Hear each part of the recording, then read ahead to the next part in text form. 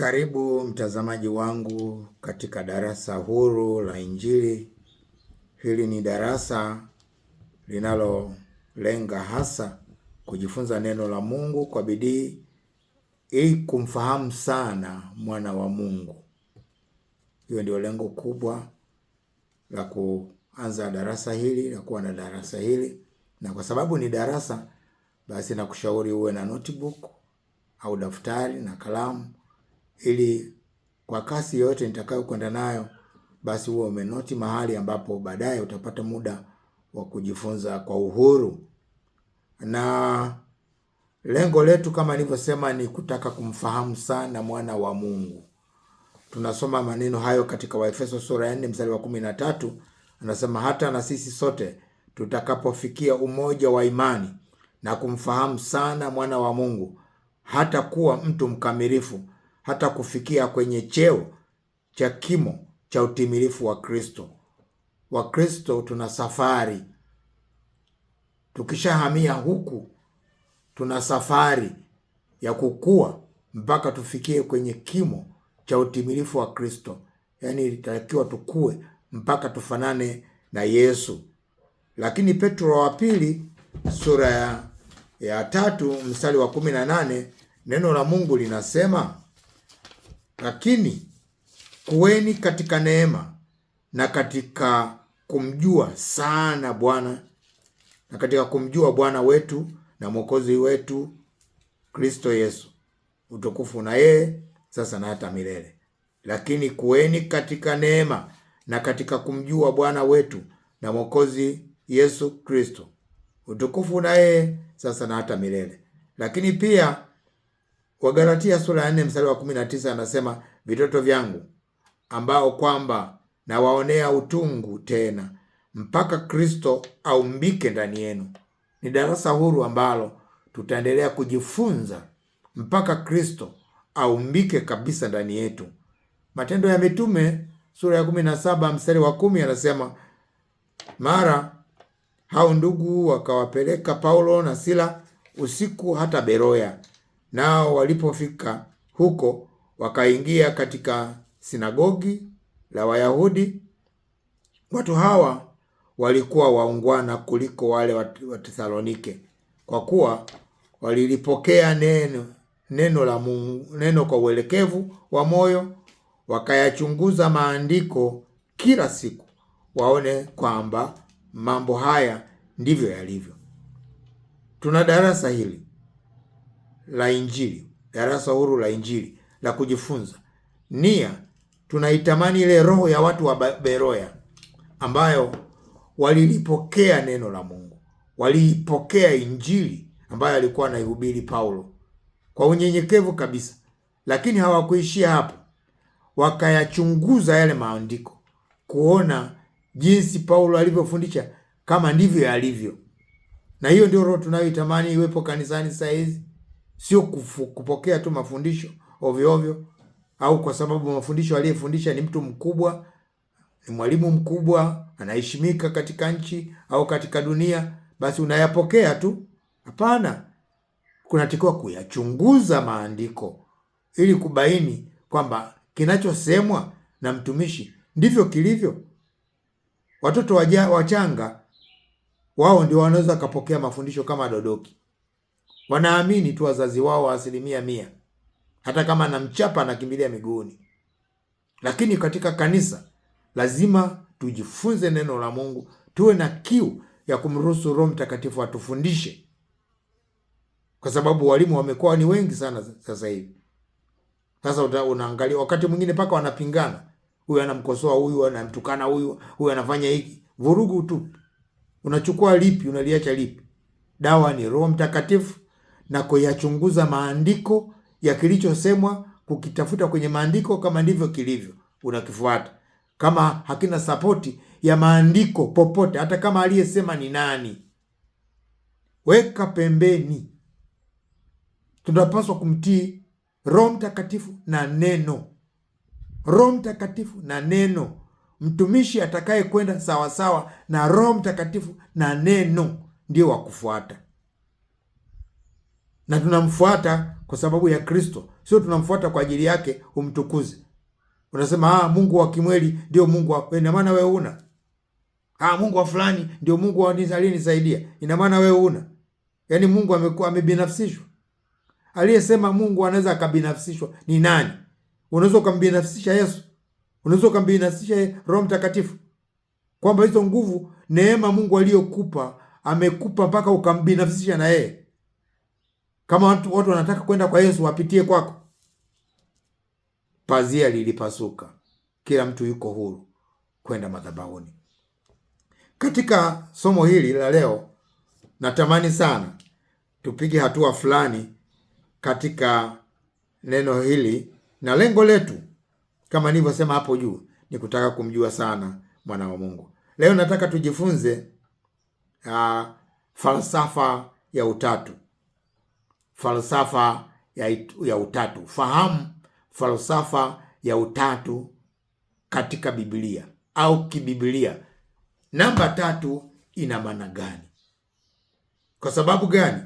Katika andiko tulilolisoma katika Wakolosai sura ya 1 mstari wa 13 anasema, naye alituokoa kutoka katika nguvu za giza, akatuhamisha, akatuingiza katika ufalme wa mwana wa pendo lake. Katika mstari huu tunakuta namba 3 ipo. Tunatajiwa maeneo matatu. Alituhamisha, alituokoa, 1, kutoka katika ufalme wa giza, 2, akatuhamisha, 3, akatuingiza katika ufalme wa mwana wa pendo lake. Hapa tunaona namba 3. Namba 3 imetumika mahali hapa, na mstari huu ni antitype ya type ya safari ya ukombozi wa wana Israeli kimwili kabisa. Nao tunaona kuna maeneo matatu. Waliokolewa utumwani Misri, wakawepo jangwani kwa miaka 40 na wakaingia Kanani. Sasa haya maeneo matatu yanaeleza, yana maana zake. Kwa nini yawe matatu? Kwa nini yasingekuwa mawili? Kwa nini yasingekuwa manne? Kwa nini ni matatu? Na kwa nini yamerudiwa tena ukombozi wa kiroho katika Agano Jipya? Lakini tukija katika maeneo haya matatu, wana Israeli walivyokuwa Misri walikuwa na maisha yao ya namna fulani ya utumwa na mateso. Walivyokuja jangwani walibadilisha eneo la pili, waliingia eneo la pili ambao utumwa haukuwepo. Hakukuwa na utumwa, hakukuwa na kazi ngumu, hakukuwa na matusi, hakukuwa na masimango, lakini kulikuwa na Mungu akiwahudumia kwa chakula. Aliwapa mana, aliwapa kware, yani walikuwa kama wanadeka fulani hivi. Kulikuwa na maisha ya mpito walikuwa wanapita nayo. Hata hema lilikuwa ni hema tu, ni hema la muda. Mambo mengi yalikuwa ni ya muda kwa sababu walikuwa wako safarini. Lakini hatimaye wakaingia Kanani. Walipokuwa Kanani wakawa na maisha mengine kabisa tofauti na yale ya Misri na yale ya jangwani. Wakawa na maisha tofauti, maana huku tena hakukuwa na mateso, wala hawakudekezwa kwa kule kupewa mana wala kware, bali walipewa maeneo ya kulima. Wakaambia, limeni, fugeni, mjitegemee. Makabila 12, 11 walipewa maeneo ya kufanyia ya kulima. Kabila moja la Lawi walikosa, wakapewa utumishi wa hekalu, utumishi wa hekaruni. Lakini unaona tofauti ya maeneo. Mwanadamu ana siri moja, anaogopa mabadiliko. Wanadamu walio wengi sana wanaogopa mabadiliko, na ndiyo maana hata kama mtu kaokoka, ukimtishia kufa anakimbia. Mtu mmoja alikuwa anaenda kujinyonga na kamba yake mkononi, huko anapiga winja kwamba anaenda polini akajinyonge. Akatokea simba. Sasa simba ingekuwa shortcut, lakini matokeo alijikuta yuko nyumbani kwa mbio.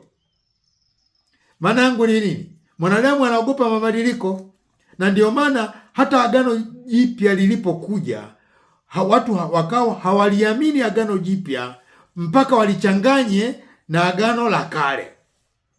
Neema ipo, inajitosheleza kabisa, lakini wanaona neema haitoshi mpaka wachanganye na Torati na sheria, na hapo ndipo tunapokosea. Ndio maana Agano Jipya linaonekana halina nguvu, si kwa sababu halina nguvu. Halina nguvu kwa sababu hatuliamini mpaka tulijazilize na Torati, tulijazilize na sheria, tulijazilize na kanuni. Kanuni ndizo zilizomleta Yesu akafa msalabani. Kwa hiyo ina maana ukizirudisha tena zile kanuni na Torati katika wakati huu wa neema, Agano Jipya unalifisha nguvu, na nguvu ya Mungu haiwezi kuonekana. Leo nataka tuendelee kujifunza falsafa ya utatu kama tulivyoona katika mifano hiyo miwili hapo juu. Na katika falsafa hii ya utatu tunaona kwamba Mungu mwenyewe amejidhihirisha kwetu sisi katika nafsi tatu: Baba, Mwana na Roho Mtakatifu. Tunaona falsafa ya utatu hapa inafanya kazi: Baba, Mwana na Roho Mtakatifu. Na tunasoma mambo hayo katika Biblia. Katika Biblia tunaposoma katika Yohana wa kwanza sura ile ya 5 mstari wa 8, neno la Mungu linasema, kwa maana wako watatu washuhudiao mbinguni, Baba, Neno na Roho Mtakatifu, na hawa watatu ni umoja. Tunaona falsafa ya utatu inamgusa Mungu mwenyewe, lakini hapa duniani kuna mashahidi watatu pia. Yohana wa kwanza sura ya 5 mstari wa 9 anasema, kisha wako watatu washuhudiao duniani, roho, maji na damu, na hawa watatu wanapatikana katika habari moja. Na unaona hata mashahidi watatu katika dunia. Namba 3 ni namba ambayo ina maana kubwa sana.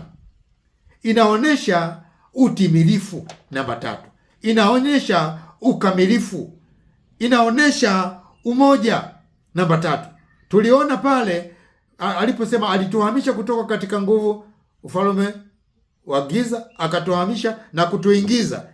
Inaonyesha utimilifu wa wokovu wetu huko katika hatua 3: tulikotolewa, tulivyosafiri na tulikoingia. Katika wana wa Israeli tunaona pia ukamilifu na utimilifu kutoka utumwani jangwani hadi walipoingia Kanaani. Inaonyesha safari kamili, ukamilifu wa safari kamili. Sasa katika Mungu pia tunaona utimilifu wake amejidhihirisha katika maeneo matatu, lakini tumeona duniani wako mashahidi watatu.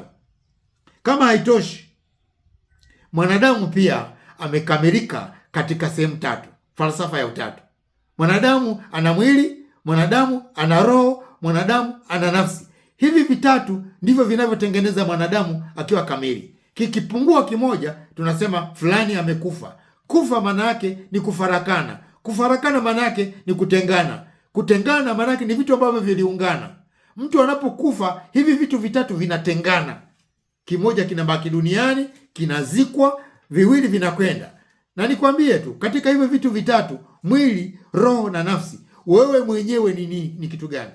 Wewe sio mwili, wala wewe sio nafsi. Wewe ni roho. Roho iliyo hai ndio wewe mwenyewe ambayo uko ndani. Kwa hiyo falsafa ya utatu inajidhihirisha kila kona ya maisha ya mwanadamu. Lakini pia tunaona falsafa hii ya maisha inajitokeza kwamba mwanadamu ana maeneo matatu pia ya maisha yake ya kila siku. Mwanadamu ana jana, mwanadamu ana leo, mwanadamu ana kesho. Mwanadamu anapita katika maeneo haya matatu. Jana ni historia, ni tukio lililopita. Kama ulikosea unajuta. Leo ndio wakati wako mwafaka. Leo ndio muda wako wa kuamua. Amua leo, fanya leo, kula leo, ishi leo. Kuna watu wengine wanaishi jana. Ukisengenya fulani alikufanyia ubaya jana, manake wewe unaishi jana. Unatakiwa uishi leo, usamehe ya jana, ugange ya leo. Leo ni leo, ganga ya leo. Kesho ni matokeo, kesho ni maono, kesho ni ndoto, kesho ni ufunuo. Hujui kwamba utafika na ukifika itakuwaje. Kwa hiyo mwanadamu anaishi katika falsafa ya utatu bila kujua, lakini ukizizingatia utafaulu sana. Kwa mfano, ukiitumia vizuri leo, ukaokoka leo, kesho yako itakuwa nzuri. Ukifua kanzu ya Ijumaa, ukiifua Alhamisi itakauka vizuri, Ijumaa utavaa, sio mbichi. Lakini kanzu ya Ijumaa unavua Ijumaa, utaenda msikitini, nakwambia, na kanzu inayochuruzika maji. Wenye akili wote, wajuzi wanaofanikiwa wote, wanaandaa kesho yao leo. Kesho yao wanaiandaa leo. Kama unataka kwenda mbinguni, mwenye akili, Nyerere aliwahi kusema, ni afadhali nimwamini Mungu halafu nikifa nikienda nisipomkuta nafuu, kuliko nikajifanya mjanja nisimwamini Mungu halafu nikaenda nikamkuta. Halafu nikwambie, kwenda kanisani sio ndio kumwamini Mungu, kwa sababu hata shetani kanisani anaenda. Kumwamini Mungu ni kumpa Yesu maisha, kuamua kuokoka, kumpa Yesu maisha, kutubu dhambi zako na kuziacha, na kumwamini Yesu Kristo akuongoze. Sio kwa sababu unaenda kanisani. Mkristo sio kwenda kanisani kwa sababu hata wapagani wanaenda. Siku moja nimewahi kuhubiri kwenye kanisa fulani hivi, kutenda kwa walokole, katika fellowship. Nikaita watu kuokoka. Akatoka mtu mmoja, na alikuwa mtu wa dini nyingine kabisa. Aliingiaje watu hawajui. Sasa kwenda kanisani sio tiketi kwamba unaenda mbinguni. Kuimba kwaya sio tiketi. Unaweza ukaimba kwaya na ukaenda jehanamu vizuri tu. Unaweza ukaenda kanisani ukawa mchungaji, ukawa askofu, na ukaenda jehanamu vizuri tu. Kumtumikia Mungu sio tiketi. Unaweza ukamtumikia Mungu vizuri, watu wakaokoka, wakabarikiwa, lakini kama huna Yesu ndani, kama humaanishi, kama unafanya kisanii, kama unafanya kwa kutafuta sifa za wanadamu, haikusaidii. Unakwenda jehanamu kwa uchangamfu. Kama unataka kwenda mbinguni, itumie leo falsafa ya utatu. Itumie leo, utaona mafanikio. Mwanadamu ana zamani, mwanadamu ana sasa. Hivyo vipindi vipo. Unapookoka una zamani yako, huku ulikookoka na kuingia una sasa yako. Usichanganye zamani na sasa, hutafanikiwa. Biblia inaeleza kabisa kwamba katika maandiko, Biblia inatueleza katika Waefeso sura ya 2 mstari wa 12. Neno la Mungu linasema hivi. Waefeso sura ya 2 mstari wa 12 nasema kwamba zamani zile mlikuwa hamna Kristo, mmefarakana na jamii ya Israeli, wageni wasio na maagano ya ahadi ile. Mlikuwa hamna tumaini, hamna Mungu duniani. Lakini sasa kwa kuwa Kristo Yesu, nanyi mlikuwa mbali kwanza, mmekuwa karibu kwa damu yake Yesu Kristo.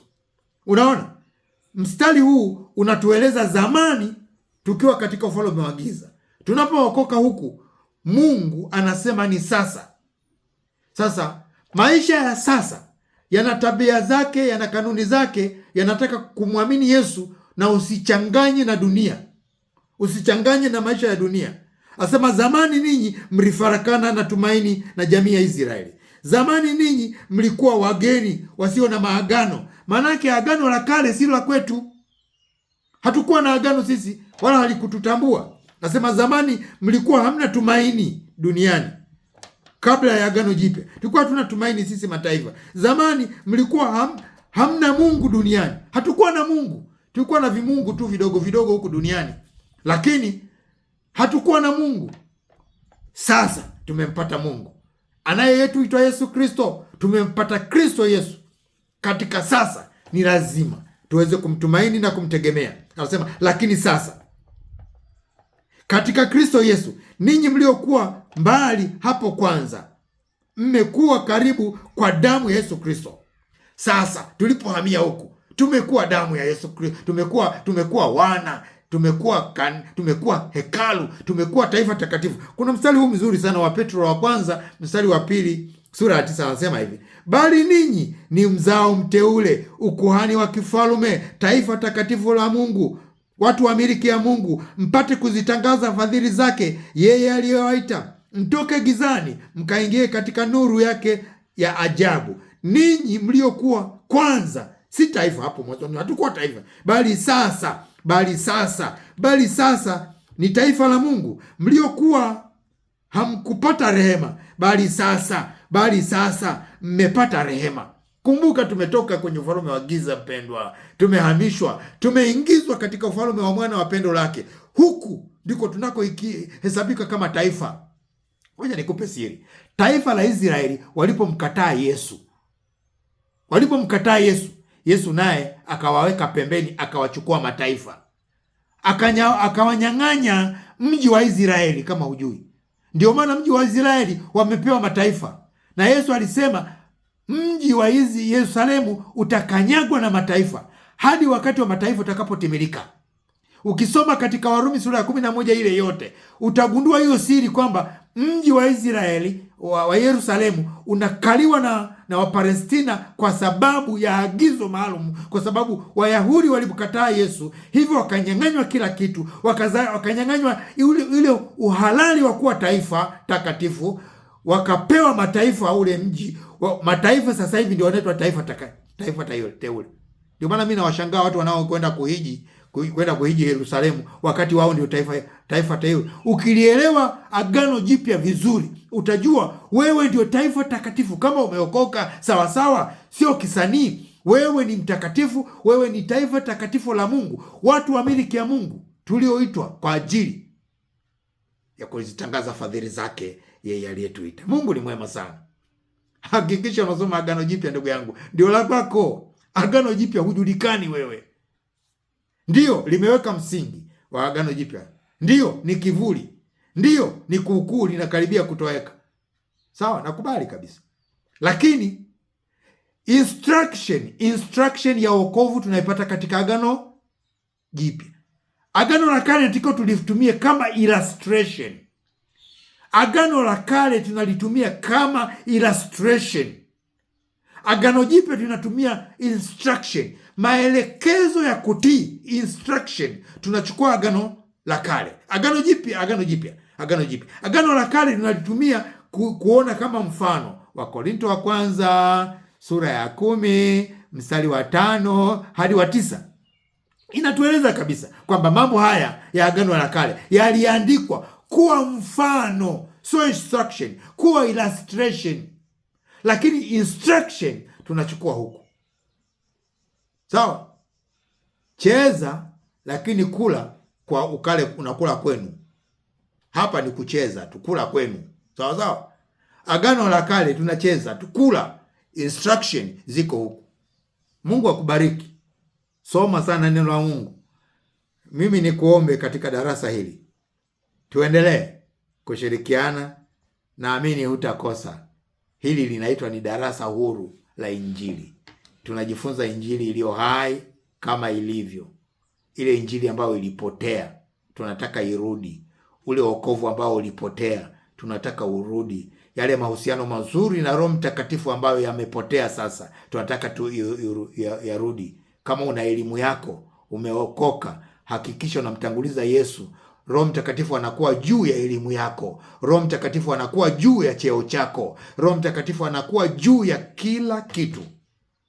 Mungu akubariki. Kwa wanaoamini na kutaka kufanana na Kristo, hutaacha kujiunga na darasa hili mara nyingine tena. Ukitaka kunipata, andika tu kwenye YouTube Mwalimu Kimweri TV, utanipata na utapata masomo yote ambayo Mungu Roho Mtakatifu aliniongoza kufanya.